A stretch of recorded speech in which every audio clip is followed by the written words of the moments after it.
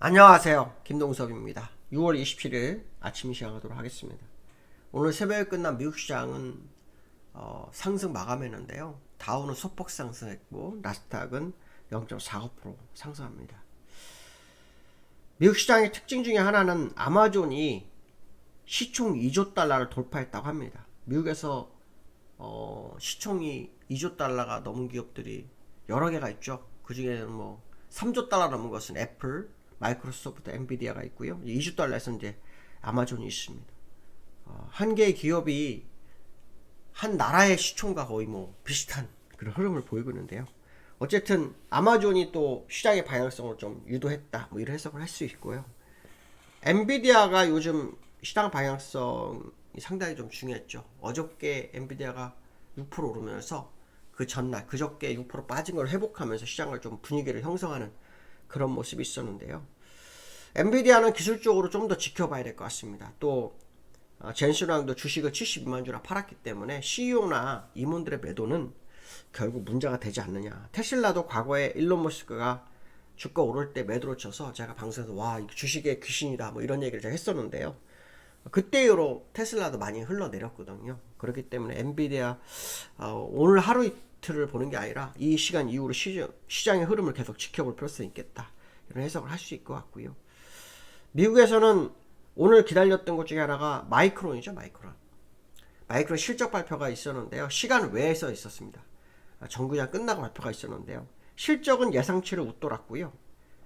문제는 가이던스죠. 미국 시장은 항상 실적 가이던스에 포인트를 맞추거든요. 근데 실적 가이던스가 정말 뛰어나지가 않았습니다. 전망치 부합 정도로 나왔습니다. 그로 인해서요, 시간에서 5% 지금 하락하고 있는 상황이다, 이렇게 보시면 될 것 같고요.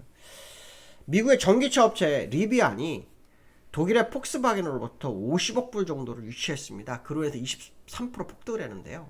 테슬라도 4% 정도 올랐고요. 오늘 우리나라 시장의 전기차주들이 어떻게 움직이는지, 2차전지들이 어떻게 움직이는지 한번 지켜볼 필요성이 있겠다, 이런 말씀 좀 드리고 싶고요. 5월 신규 주택 판매 지수가 판매가 61만 9천 채가 나왔습니다. 전월 대비로 11% 하락했고요. 예상치가 64만 채예요. 둔화된 모습이죠. 이전에는 둔화된 뉴스가 나오면 시장이 폭등을 했습니다. 왜냐하면 금리나 기대감이 커지기 때문에 그렇습니다. 그런데 실제로 시장은 그렇지 않았습니다. 요즘은 배드뉴스가 시장에 반영을 안 하는 그런 흐름이 좀 있기 때문에 지표가 사실 의미를 부여하지는 않습니다. 물론 얼마 전처럼 반영할 때 이런 뉴스가 나왔다면 주가가 좀 많이 올랐겠죠. 9월 금리 인하 가능성 62%로 지금 나오고 있습니다. 계속 60%대를 유지하고 있는 게 특징이다, 이렇게 보시면 될 것 같고요. 7, 8, 9, 3개월 남았으니까 가능성이 점점 커지고 있고, 시장 일각에서는 올해 금리 인하 없을 수도 있다라는 주장하는 사람들도 있고, 어떤 사람들은 금리 인하가 2번 이상일 수 있겠다, 이런 얘기도 나오고 있는데요. 한번 지켜볼 필요성이 있을 것 같고요. 저는 금리 인하는 어차피 해야 될 거다라고 봅니다. 인플레이션은 이제 의미 없다고 봅니다. 왜냐하면 모든 물가가 오를 만큼 올랐잖아요. 그게 물가가 내려올까? 아니면 의문점이 있습니다. 그래서 한번 오르는 물가는 잘 안 내려오죠. 그런 거 생각한다면 왜 정부에서만 인플레이션을 자꾸 굳이 거기에 몰입하는지에 대해서는 한번 생각해 볼 필요성이 있겠다, 이런 말씀 드리고 싶고요. 이번 주에 가장 중요한 이슈는 5월 개인 소비 지출이죠. 이게 발표가 나옵니다. 이게 이제 둔화되느냐에 따라서 금리 인하 기대감이 커지고, 강화되면 금리 인하가 좀 물 건너가고 이런 상황이 될 수 있는데요. 제가 볼 때는 이것도 좀 찻잔 속의 태풍이 아닐까. 왜냐면 마이크론도 굉장히 분위기 막 형성했거든요. PC도 좀 그런 분위기가 좀 어느 정도 있었는데, 시장에 지금 마이크론 영향 못 미치고 있는 모습이 나오잖아요. 그래서 너무 기대되는 지표. 왜냐면 금리 인하가 모든 지표들이 둔화가 되고 있기 때문에 PC까지 둔화된다면 금리 인하는 확실해, 이런 느낌이 오는 이런 분위기는 항상 좀 반대로 가는 경우가 있는데, 이건 물론 개인적 생각입니다. 개인적 생각이기 때문에 반대로 가는 경향이 있었기 때문에 PC에도 한번 뚜껑을 열어봐야 알 수 있지 않을까, 그런 해석을 해볼 수 있을 것 같습니다. 일단 다우산업은 업데이트가 안 됐고요. 나스닥은 업데이트가 된 상태입니다. 0.49% 상승이고요. 그래서 기술적으로 보시면은 나스닥은 요 고점, 얼마 전에 6월 20일인가요? 6월 20일 고점 치고 밀렸다가 일부 회복하는 그런 상황의 모습을 가지고 있고요. 다우는 어저께 음봉을 주면서 오늘 장중할 때 사실은 좀 빠졌었어요. 0.2% 정도 빠졌었다가 다시 올라왔고요. 강보합 0.04% 정도로 마감했습니다. 그런데요, 여기에서 환율이 좀 오르네요. 여기에서 환율이 좀 많이 올랐습니다. 지금 어저께 환율이 국내에서는요, 어떻게 끝났냐면 1388원에 끝났어요.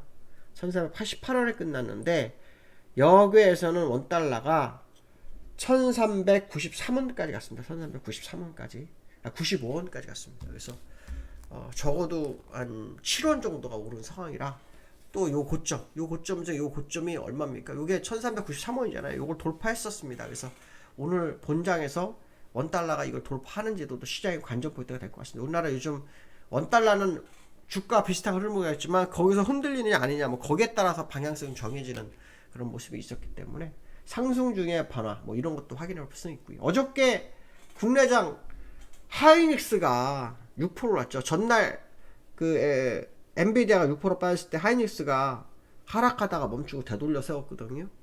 그래서 이상하다 했는데 어저께는 또 엔비디아 6%니까 오르니까 하이닉스 6% 올랐어요. 그 반도체 정부에서 반도체 내다부터 18조 공급하겠다 이 뉴스가 있었고요. 산업은행에서 2조를 출자하고요. 17조는 대출이라고 합니다. 그래서 약 18조 공급을 하고요. 세액공제 3년 연장하고요. 뭐 그런 얘기가 있었습니다. 그래서 HBM은 소부장에 세제 혜택을 주겠다, 혜택을 확대하겠다, 뭐 이런 얘기가 나오면서 어저께 반도체주에서 하이닉스하고 한미와드 이런 것들이 주가를 끌어올리는 계기가 됐다. 이런 해석을 해볼 수도 있을 것 같아요. 어쨌든 반도체에 대한 뭐 정부의 의지가 좀 반영이 되면서 시장을 뭐 끌어올리는 상황이 됐다는 거죠. 어저께 장 초반에는 주가가 밀렸었잖아요. 근데 그 반도체주들이 시장을 끌어올리는 그런 역할을 했었기 때문에 이 뉴스가 상당한 의미를 좀 시장에 부여한 거 아니냐 그런 해석도 해볼 수 있을 것 같고요. 거기서 삼성전자가 어저께 하락을 1% 정도 하다가 올라왔어요. 삼성전자 어저께 1% 하락하다가 올라왔는데요. 1% 하다 0.6%로 마감을 했는데요. 기술적으로는 여기에 52가 여기이기 때문에 여기 이제 돌파한다면 모르겠 그렇지 못한다 그러면 상당히 좀 방향성을 계속 확인해 볼 필요성이 있겠다 이렇게 보시면 될 것 같고요. 어저께 코스피가 저점 매수가 좀 이루어졌다고 하네요. 그러면서 2790까지 올라왔습니다. 2790 올라왔는데요. 코스피 수급적으로 보시면은 기관은 3천억을 매도했고요. 외국인이 샀습니다. 그래서 어저께 국내장은 외국인들의 매수가 시장을 이끌어줬다 이런 해석을 할 수 있고요.